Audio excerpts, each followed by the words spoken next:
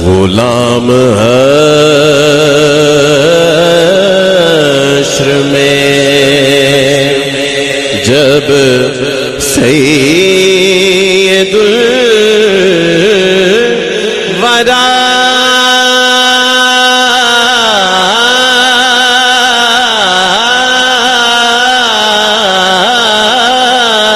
کے چلے الحمدللہ نحمدہ ونستعینہ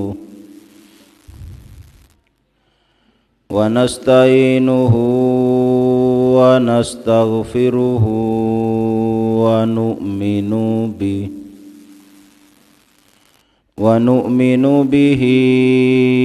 ونتوکل علیہ ونعوذ باللہ من شرور انفسنا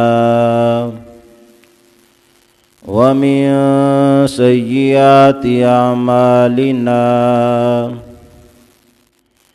من يهده الله فلا مضل له ومن يضلله فلا هادي له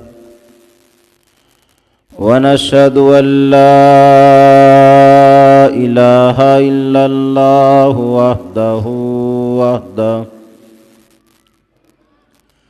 وحده لا شريك له لا ضد له ولا ند له لا مثل له ولا مماثل له ونشهد أن سيدنا ومولانا وملجانا ومأوانا طبيبنا وطبيب قلوبنا شفيعنا وشفاء صدورنا قرتنا وقرة عيوننا مطلوبنا ومصحوبنا وموجودنا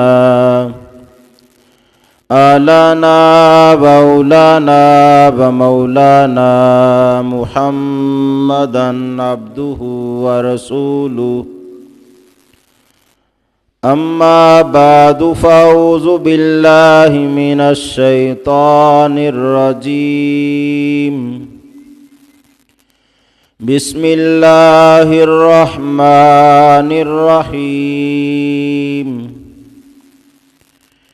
يريد الله بكم اليسر ولا يريد بكم العسر آمنت بالله صدق الله العظيم إن الله وملائكته يصلون على النبي يا أيها الذين آمنوا صلوا عليه وسلموا تسليما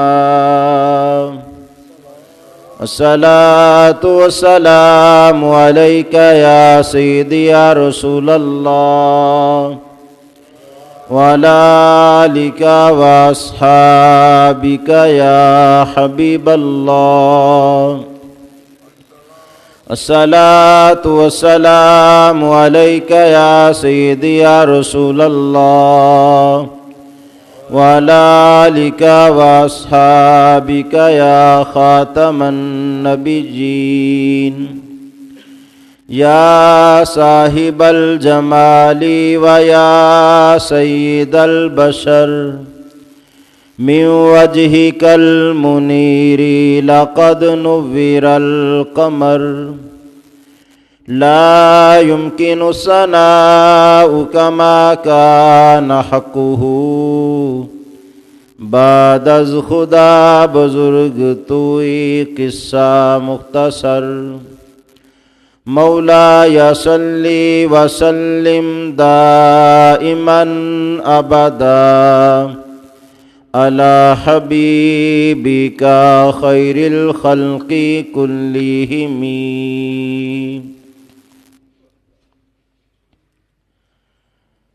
اللہ تبارک و تعالی جل جلالہ و عم نوالہ و اعظم شانہ کی حمد و ثنا اور مصطفیٰ جان رحمت شمع بزم ہدایت فتح باب نبوت ختم دور رسالت پہ لاکھوں سلام پیش کرنے کے بعد انتہائی اعزاز و اکرام عز و احتشام کے لائق حضرات و خواتین، اللہ تعالی جل وعلا نے دین اسلام کو فطرت سلیمہ کے موافق و مطابق بنا رکھا ہے۔ گویا جس شخص کی فطرت سلیمہ باقی ہے اور صحیح غور و فکر اور نظر و تدبر اس میں موجود ہے، وہ شخص دین کی حقانیت کو، اعتدال کو، سہولت کو، یسر کو اور آسانی کو بآسانی سمجھ سکتا ہے۔ اور جس شخص میں فطرت سلیمہ باقی ہی نہ رہی ہو اور وہ تزیین شیطان کو اپنے لیے بلا جانتا ہو، لادینی رجحان کا قائل ہو چکا ہو، لبرلزم سے تعلق رکھتا ہو،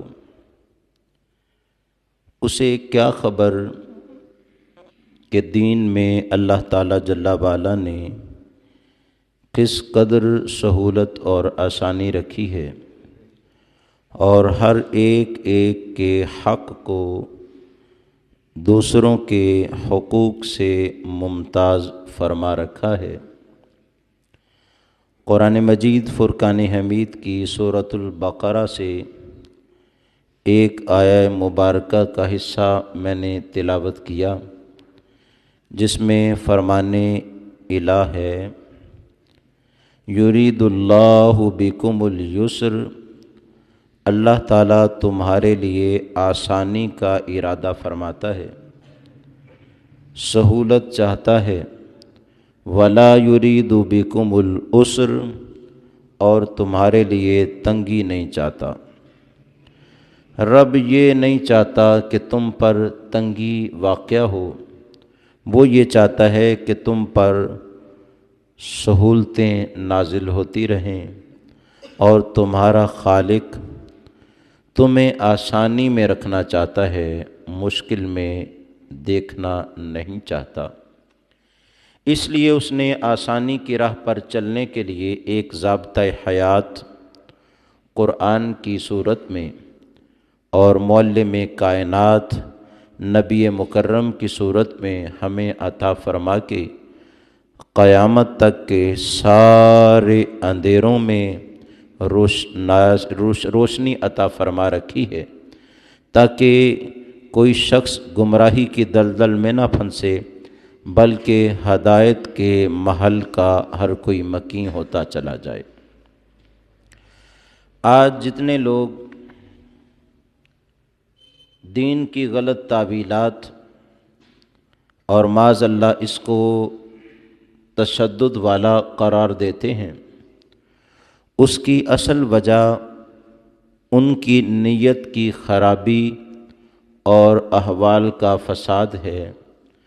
جیسے بخار والے شخص کو آپ میٹھا کھلائیں تو اسے کڑوا محسوس ہوتا ہے۔ یہ مطلب نہیں کہ چیز سے مٹھاس نکل گئی، کڑوا پن آ گیا، وجہ یہ ہے کہ اس کا مزاج اور طبیعت درست نہیں، جس وجہ سے اسے میٹھا کڑوا محسوس ہوتا ہے۔ اور جس کی نیت درست نہ ہو اس کی بھی یہ حالت ہوتی ہے، اسے آسان کام مشکل کام محسوس ہوتا ہے۔ آقا علیہ السلام نے حدیث میں بھی اپنی امت سے کہا، جس کے مخاطبین اولین اصحاب رسول ہیں، فرمایا انما بعثتم میسرین ولم تبعثوا مؤثرین، فرمایا اے میرے غلاموں، تمہیں اس لیے بھیجا گیا ہے کہ آسانیاں پیدا کرو، اس لیے نہیں بھیجا گیا کہ تنگیاں پیدا کرو۔ اب گرامی قدر، آزاد خیال شخص فوراً یہاں اعتراض داغتا ہے، وہ کہتا ہے جب اللہ تعالیٰ یہ کہہ رہا ہے کہ دین آسان ہے، مشکل نہیں، تو پھر آسانیوں کی طرف آؤ۔ اسے پوچھا جائے آسانیاں کیا ہیں تو ایسی عجب عجب تعویلات ہوتی ہیں کہ ایک ایمان والا شخص ورطہ حیرت میں گم ہو جاتا ہے۔ ظاہر میں اگر تعقل کو دیکھا جائے اور انسان اپنی سوچ سمجھ کا ظاہری خیال رکھے تو یہ سمجھ آتی ہے کہ روزہ رکھنا مشکل ہے اور چھوڑ دینا آسان ہے، کہ رکھنے میں مشقت ہے، بھوک اور پیاس برداشت کرنی پڑتی ہے، اور نہ رکھا جائے تو اس میں کوئی محنت نہیں لگتی۔ نماز کو پڑھنا مشکل ہے، کہ سردی کی صبح میں ٹھنڈے پانی سے وضو کرنا اور گرمی کے لمبے دنوں میں بار بار سجدہ ریزی کرنا کوئی آسان کام نہیں ہے، لیکن جو شخص اس کا عادی بن جاتا ہے اس کو ایسی لذت ملتی ہے کہ جب تک وہ نماز پڑھے نہیں اس کی طبیعت کو سکون حاصل ہوتا ہی نہیں ہے۔ ظاہر بین شخص یہ خیال کرتا ہے کہ زکوٰۃ ادا کرنا مشکل ہے، کہ جمع کیے ہوئے مال کو خرچ کرنا ہے، اور نہ ادا کرنا آسان ہے۔ تو جب اللہ کہتا ہے کہ میں آسانیاں چاہتا ہوں، تنگیاں نہیں چاہتا، پھر اتنے احکامات کیوں دیے؟ اس کا جواب اس بات سے دیتا ہوں جسے میں بھی سمجھتا ہوں، آپ بھی سمجھتے ہیں، قرین قیاس ہے، یعنی قریب عقل جواب دیا جائے تو بات جلدی سمجھ آ جاتی ہے۔ ہر انسان یہ سمجھتا ہے کہ وہ جو صبح سے لے کے شام تک مزدوری کرتا ہے، محنت کرتا ہے، ملازمت کرتا ہے، یہ مشکل ہے، اس میں محنت لگتی ہے، اور اگر گھر ہی بیٹھا رہے تو اس میں آسانی ہے، کوئی محنت نہیں، نہ سفر کیا نہ کام کیا۔ لیکن بتائیے تو صحیح، ہر شخص پھر الصبح اپنے کام کاج کے لیے کیوں نکل جاتا ہے؟ حالانکہ انسان کی طبیعت ہے وہ آسانی کو قبول کرتا ہے اور آسان پسند ہے اور آسانی اس کو اچھی لگتی ہے، اس کے باوجود ہر بندہ کام پہ کیوں نکلتا ہے؟ وہ یہ جانتا ہے کہ 8 گھنٹے کی محنت ہے، اس کے بعد مجھے مزدوری مل جائے گی، اور جب مزدوری ملے گی اپنے بچوں کے لیے کچھ دودھ لے کے آؤں گا، کچھ پھل لے کے آؤں گا، کوئی سبزی خرید لاؤں گا، محنت سے کماؤں گا تو عزت سے کھاؤں گا۔ وہ یہ سمجھتا ہے اگرچہ دن بھر محنت ہے لیکن جب اجرت مل جاتی ہے محنت بھول جاتی ہے۔ مزدور سارا دن مزدوری کرتا رہے، شام کو جب اجرت ملتی ہے اسے خوشی ہوتی ہے اور خوشی سے پلٹ کے جاتا ہے، جو ہی اجرت مل گئی اس کی تھکن اتر گئی کہ اپنے بچوں کے لیے کچھ لے کے جاتا ہوں۔ اور دوسری بات، ہر شخص اپنے مکان کا خواہاں ہوتا ہے اور اپنے مکان کی ٹھنڈی چھاؤں میں رہنے کے لیے 10 سال 20 سال 30 سال محنت کرتا ہے، اور خون پسینے سے جب پیسہ کماتا ہے، جس دن اپنے گھر کی چھت کے نیچے پہلی رات گزارتا ہے اسے 30 سال کی محنت بھول جاتی ہے اور شکر ادا کرتا ہے، مالک تو نے مجھے اپنے گھر کا چھت عطا فرمایا۔ تو پتہ یہ چلا آسانی اور تنگی نتیجے کے ساتھ ہوتی ہے، ابتدا کے ساتھ نہیں ہوتی۔ ہر کوئی سمجھتا ہے فارغ رہنا آسان ہے، 8 گھنٹے محنت کرنا مشکل ہے، لیکن ہر کوئی محنت کرتا ہے اس لیے کہ اس پر اجرت ملے گی، اور جب مزدوری ملے گی محنت بھول جائے گی۔ ہر کوئی سمجھتا ہے کہ 30 سال خون پسینے سے مال کو کمانا تاکہ اپنے گھر کی چھت مل جائے، 30 سال مشقت اور محنت ہے، لیکن جب اپنے گھر کی چھت مل جائے گی ساری مشقت اور محنت بھول جائے گی، خوشی ہو جائے گی۔ یوں ہی اللہ تعالیٰ بھی فرما رہا ہے، بندو اللہ تمہارے لیے آسانی چاہتا ہے، تنگی نہیں چاہتا۔ وہ چاہتا ہے تم زندگی کے جو چند دن ہیں، چند سال ہیں، ان میں عبادت کرو، نماز پڑھو، روزہ رکھو، حج کرو، زکوٰۃ ادا کرو، ماں باپ کی خدمت کرو، حقوق العباد کا خیال رکھو، اللہ کے حق ادا کرو۔ محنت تو تھوڑی دیر ہے، 10 20 50 سال ہے، لیکن اجرت اتنی ہے کہ ساری زندگی عبدالآباد تک جنت میں رہو گے۔ جب کوئی جنت میں پہنچے گا پھر وہ کہے گا مالک تیرا شکر ہے، محنت تو کچھ بھی نہیں تھی، آج تو نے مجھے اتنی زیادہ آسانی عطا فرمائی۔ اور قرآن کہتا ہے اہل جنت یوں کہیں گے، وَقَالُوا الْحَمْدُ لِلَّهِ الَّذِي هَدَانَا لِهَذَا، کہیں گے تمام تعریفیں اس اللہ کے لیے ہیں جس نے ہمیں اس جنت میں پہنچایا۔ وَمَا كُنَّا لِنَهْتَدِيَ لَوْلَا أَنْ هَدَانَا اللَّهُ، اگر اللہ ہمیں ہدایت نہ دیتا اور ہم اللہ کی ہدایت سے نیک اعمال نہ کرتے آج ہم اس تک نہیں پہنچ سکتے تھے۔ ارے 10 20 50 سال کی ساری محنت بھول جائے گی جب اس کی اجرت میں اللہ کی خوشنودی اور اس کی رضا کا مقام جنت میسر آ جائے گا۔ اس لیے رب کہتا ہے اے لوگو اللہ تمہارے لیے آسانی چاہتا ہے، تب کہتا ہے نماز پڑھو، روزہ رکھو، حج ادا کرو، زکوٰۃ ادا کرو، حقوق کا خیال رکھو، کہ چند سال چند مہینے اتنی سی محنت کر لو، اللہ عبدالآباد تک دائماً سرمدہ ہمیشہ ہمیشہ تمہیں جنت کی بہاریں عطا فرما دے گا۔ اور پھر اس دن جو دوزخ میں گرفتار ہوں گے وہ دنیا میں چاہے سپر پاور ہی کیوں نہ ہو، مال و دولت کا انبار ہی ان کے پاس کیوں نہ لگا ہوا ہو، لوگوں کی نظروں ان پر جمی ہی کیوں نہ ہو، لیکن جب دوزخ میں جائیں گے پھر ان سے پوچھنا بتاؤ آسانی ہوئی ہے کہ تنگی ہوئی ہے؟ یہ دنیا کی آسانی اصل آسانی نہیں، دنیا کو ایسے گزار لینا کہ آخرت آسان ہو جائے، یہ اصل آسانی ہے۔ اس لیے رب العزت کہتا ہے لوگو یرید اللہ بکم اليسر ولا یرید بکم العسر، اللہ تمہیں کہتا ہے یہ عبادت کرو، ایسے ایسے احکامات پر عمل کرو، اس لیے کہتا ہے اللہ چاہتا ہے تمہارے لیے آسانی ہو جائے، تم پر کوئی مشکل باقی نہ رہے۔ اور گرامی قدر آزاد خیال لوگ اس حقیقت کو کیا جانیں، وہ تزیین شیطان کا شکار ہوتے ہیں، وہ احکام رحمان پہ نظر کیا ڈالیں، انہیں کیا پتہ ہے کہ جس چیز میں وہ لذت سمجھ رہے ہیں اس میں کچھ بھی نہیں ہے، اصل سکون تو اللہ کی بندگی اور اس کی عبادت میں ہے۔ اب ذرا دین کا مزاج سمجھیے، بڑی سادے پیرائے میں بات کروں گا تاکہ بات کو آسانی سے سمجھ لیا جائے۔ اللہ تعالیٰ نے اپنے حقوق بندوں پر لازم کیے اور بندوں کے حقوق بھی لازم کیے، یعنی کچھ حق کوئی حق وہ ہے جو ہم پر اللہ کی طرف سے لازم ہے، کچھ حقوق وہ ہیں جو بندوں کے حوالے سے اللہ نے ہم پر لازم کیے، کچھ حقوق مشترک ہیں۔ اب ان کو اپنانا ہمارے لیے ضروری ہے، ہر شخص اپنی عقل کی وجہ سے بہک نہ جائے، فرمان الہی پر عمل کی وجہ سے ہدایت پر گامزن ہو جائے۔ اس میں دیکھیے اللہ تعالیٰ نے کتنا اعتدال رکھا ہے، رسول اللہ صلی اللہ علیہ وسلم نے اعتدال کی کس قدر تعلیم دی ہے۔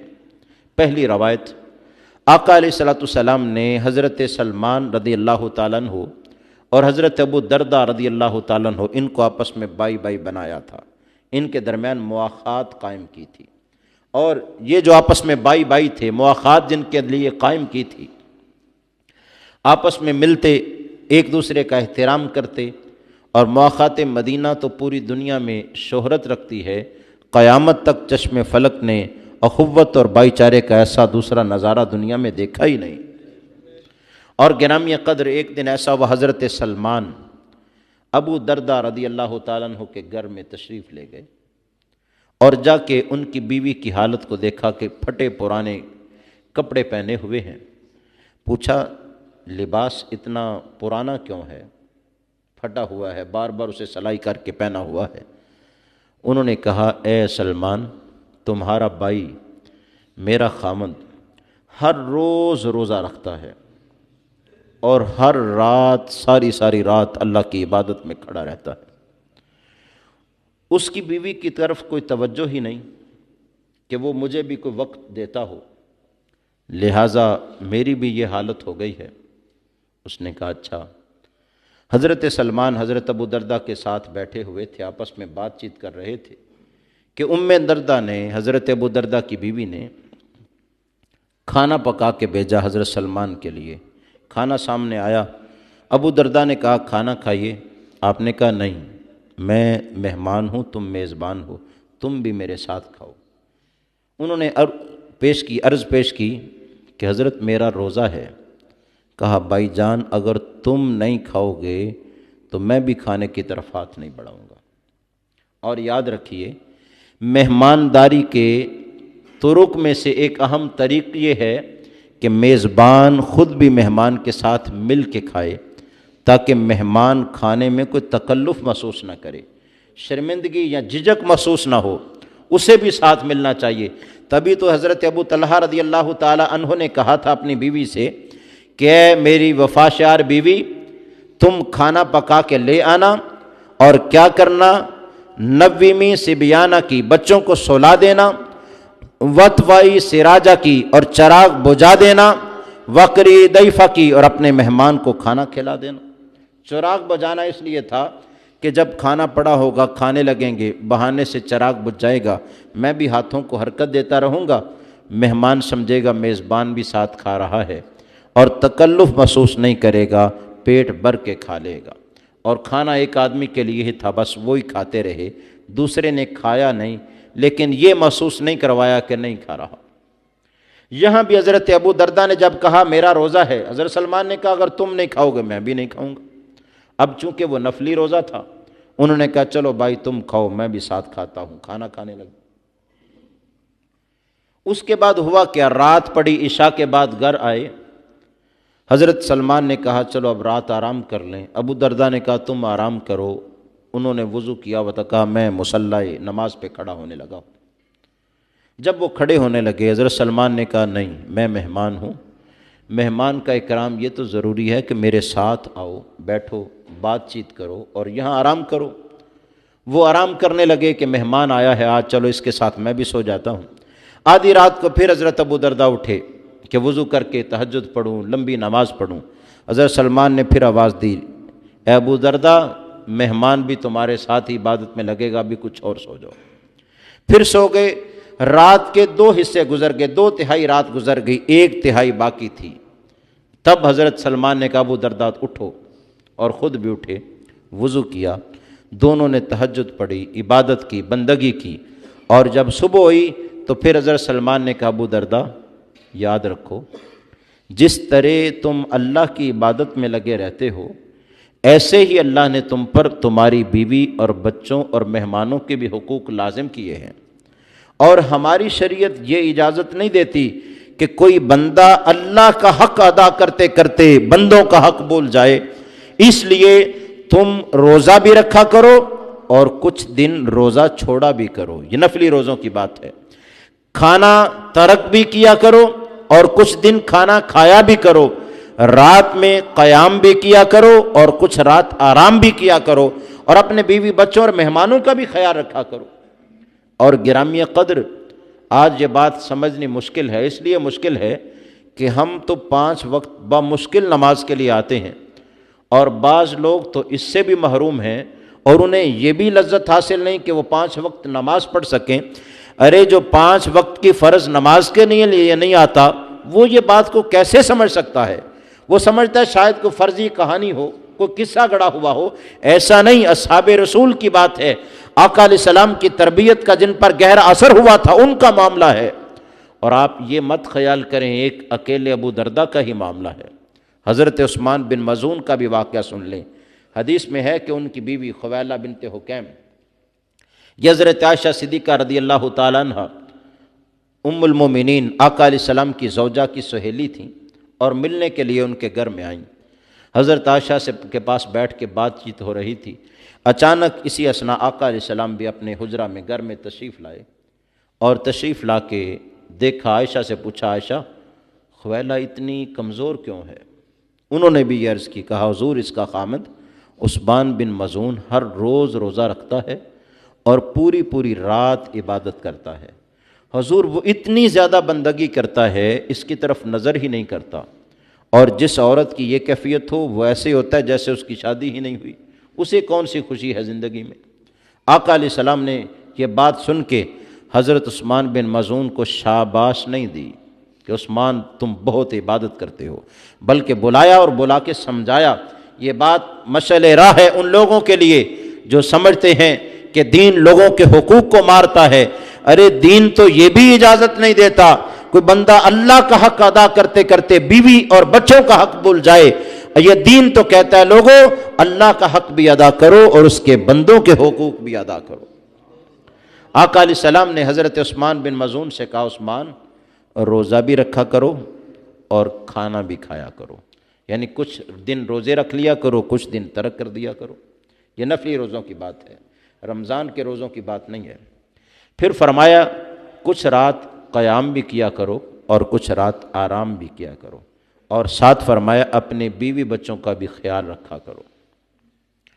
اور ایک روایت میں حضرت عثمان بن مظعون سے ہی آقا علیہ السلام نے یہ جملہ بھی فرمایا تھا، فرمایا تھا عثمان لا رہبانیت فی الاسلام، اسلام رہبانیت کا حکم نہیں دیتا کہ سب تعلقات کو چھوڑ دیا جائے اور کسی حق کا بھی خیال نہ کیا جائے، صرف بندہ اللہ کا حق ادا کرتا رہے۔ اسلام اس کی بھی اجازت نہیں دیتا۔ عثمان بندوں کے بھی حقوق ادا کرو اور اللہ کے بھی حقوق ادا کرو۔ اور ایسا ہی واقعہ تیسرے مشہور صحابی حضرت عبداللہ بن عمر بن عاص، ان کا بھی واقعہ ہے۔ ان کی بیوی نے بھی آ کے شکایت کی تھی، حضور آپ کا غلام میرا سرتاج معاملات عبادت میں اتنا مصروف رہتا ہے، ایک لمحے بھی بچوں کے لیے وقت نہیں ہے۔ آقا علیہ السلام نے انہیں بلایا، پوچھا عبداللہ تمہاری عبادت کی کیا صورت ہے؟ انہوں نے عرض کی حضور ہر روز روزہ رکھتا ہوں پورا سال، اور ایک رات میں اتنا لمبا قیام کرتا ہوں، ہر رات میں پورا قرآن تلاوت کرتا ہوں۔ اب کتنی بڑی بات تھی۔ آقا علیہ السلام نے اس پر ان کی تحسین نہیں کی اور یہ نہیں کہا عثمان تو عبداللہ اچھا کر رہا ہے، کہا میں خدا کا رسول تمہیں ایک بات کہنا چاہتا ہوں۔ عرض کی حضور حکم فرمائیے۔ آقا علیہ السلام نے مشورتاً کہا، فرمایا عبداللہ ایسا نہیں ہو سکتا کہ تم مہینے میں 3 روزے رکھ لیا کرو، اور ساتھ استدلال فرمایا من جاء بالحسنۃ فلہ عشر امثالھا، دین کہتا ہے کوئی ایک نیکی کرے گا اللہ اسے 10 نیکیوں کا ثواب عطا فرمائے گا۔ 3 روزے رکھے گا مہینے میں، رب 30 روزوں کا ثواب دے گا، تو ہر مہینے میں 3 رکھے گویا ساری زندگی کے روزوں کا تجھے ثواب ملے گا۔ آقا علیہ السلام نے فرمایا عثمان ایسا نہیں ہو سکتا، ایک رات میں تو 3 پارے قرآن تلاوت کیا کر، اور 3 تلاوت کرے گا 30 کا ثواب ہوگا، تجھے پورا قرآن ہر رات تلاوت کرنے کا ثواب ملے گا۔ صحابی رسول سے چونکہ مشاورت ہو رہی تھی، انہوں نے جواباً کیا کہا، اب دیکھیے تو صحیح، رب کو بھولے ہوئے اور عبادت سے دور لوگ اس بات کو کیسے سمجھ سکتے ہیں؟ ہم جیسے غافل لوگ اسے کیسے سمجھیں؟ اس کو سمجھنے کے لیے پہلے عبادت کے بحر میں ہمیں بھی غوطہ زنی کرنی ہوگی، پھر پتہ چلے گا کہ یہ لذت ہی کیسی ہے۔ آقا علیہ السلام سے عرض کی حضور اتنی کم عبادت سے، یعنی فرائض تو مکمل کرنے تھے، رمضان کے روزوں کی بات نہیں، باقی 11 مہینوں کی بات ہے، کہ حضور اتنی کم عبادت سے میرا دل نہیں بھرتا کہ میں 3 روزے رکھوں اور 27 یا 26 دن روزے نہ رکھوں، رات میں صرف 3 پارے تلاوت کروں، باقی 27 پارے چھوڑ دوں۔ حضور عبداللہ کا جی نہیں بھرتا، دل جو ہے نا کہتا ہے اور عبادت کروں اور عبادت کروں اور عبادت کروں۔ طویل حدیث ہے، آخری حصہ یہ ہے، آقا علیہ السلام نے فرمایا عبداللہ پھر میں خدا کا رسول تمہیں حکم کرتا ہوں، ان افضل الصیام صیام اخی داود یصوم یوما ویفطر یوما۔ فرمایا عبداللہ آدم علیہ السلام سے لے کر مجھ تک کائنات میں جتنے نبی اور رسول آئے ہیں ان میں سے سب سے افضل روزے میرے بھائی نبی داؤد علیہ السلام کے روزے ہیں، اور وہ روزے کیسے رکھتے تھے؟ ایک دن روزہ، دوسرے دن چھوڑ دیا، پھر تیسرے دن رکھنا ہے۔ ساری عمر بالغ ہونے سے لے کے موت تک ایسے روزے رکھیں گے، ایک دن رکھنا ہے، دوسرے دن چھوڑنا ہے، تیسرے دن رکھنا ہے، چوتھے دن چھوڑنا ہے، یعنی اس ترتیب سے روزے رکھتے رہیں، سال میں 6 مہینے روزوں سے، 6 مہینے بغیر روزوں کے۔ آقا علیہ السلام نے فرمایا اس سے زیادہ عبداللہ میں تمہیں روزوں کی اجازت ہی نہیں دیتا۔ پھر فرمایا خبردار 3 راتوں سے پہلے تم قرآن مکمل نہ کرنا، یعنی 10 پارے ایک رات میں تلاوت کرو۔ اور انہی سے فرمایا تھا عبداللہ تیری جان کا بھی تجھ پر حق ہے، جب اسے عبادت میں تھکاتا بھی ہے تو اسے آرام بھی عطا کر۔ اے عبداللہ تیری بیوی کا تجھ پر حق ہے، تیرے بچوں کا تجھ پر حق ہے، تیرے مہمانوں کا تجھ پر حق ہے۔ خبردار اللہ کا حق ادا کرتے کرتے بندوں کے حقوق کو ترک نہیں کیا جا سکتا۔ ارے جو دین یہ گوارا نہیں کرتا کہ کوئی اللہ کا حق ادا کرتے کرتے بندوں کے حقوق چھوڑ دے، وہ دین یہ کیسے گوارا کرتا ہے کوئی شخص بندوں کے حق حقوق ادا کرتے کرتے اللہ کے حقوق چھوڑ دے؟ یہ دین اعتدال کا دین ہے، میانہ روی کا دین ہے، اس میں افراط و تفریط نہیں۔ شریعت نے تو یہ بھی روک دیا اللہ کی بندگی میں لوگوں کے حق متاثر نہیں ہونے چاہیے، تو یہ کیسے جائز ہے کہ لوگوں کے حقوق کو ادا کرتے کرتے بندہ اللہ کی بندگی کو ہی بھول جائے؟ ہر ایک کا حق ہے، اس کا لحاظ رکھنا ضروری ہے۔ بندہ اللہ کا حق ادا کرے، رسول اللہ صلی اللہ علیہ وسلم کا حق ادا کرے، پھر بندوں کا حق ادا کرے۔ اپنے ماں باپ کا الگ قسم کا حق ہوتا ہے، باقیوں کا الگ حق ہوتا ہے۔ چھوٹے بچے سارے ہی ہوتے ہیں، اولاد کے جس قدر حقوق ہوتے ہیں اوروں کے نہیں ہوتے۔ حقوق کو سمجھا جائے اور اس کو ادا کیا جائے، اور جب بندہ دین کی پیروی میں بندوں کا بھی حق ادا کرتا ہے تو آقا علیہ السلام فرماتے ہیں ایک لقمہ حلال جب کوئی شخص بیوی کو بھی کھلاتا ہے اللہ اسے اس پر بھی اجر و ثواب عطا فرماتا ہے۔ گرامی قدر، جس دین میں یہ بھی جائز نہیں کہ بندہ اللہ کا حق ادا کرتے کرتے بندوں کے حقوق بھول جائے، اس میں یہ کیسے جائز ہو سکتا ہے کہ بندہ بندوں کے حقوق ادا کرتے کرتے اللہ کا حق بھول جائے؟ یا جس دین میں یہ جائز نہیں ہے کہ کوئی شخص اقلیتوں کے پر ظلم کرے، اس دین میں یہ کب جائز ہے کہ اقلیتوں کی آڑ میں بندہ رسول اللہ کی توہین کرے؟ اس بات کا سمجھنا اور اعتدال کی راہ پر چلنا ضروری ہے، اور دین نے تو ہمیں راہ اعتدال عطا فرمائی ہے، اور دین نے تو ہمیں راحت اور سکون عطا فرمائی ہے، حقوق عطا فرمائے ہیں۔